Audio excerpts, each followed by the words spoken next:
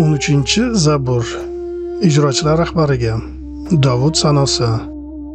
Ahmoqlar o'z ko'nglida Xudo yo'q deydi. Ular yaramaslardir.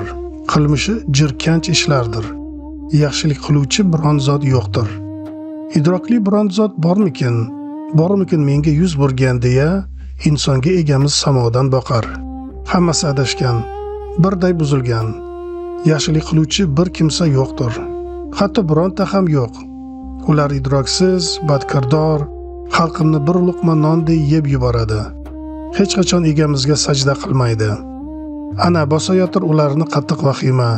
Xudo solihlar bilandir birga.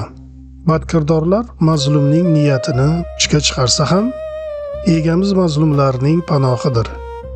Ey Quddusdan Isroilga najot kelsaydi, egamiz o'z xalqini yana farovonlikka erishtirsa, Yoqub nasli shod bo'lgay, Isroil sevingay.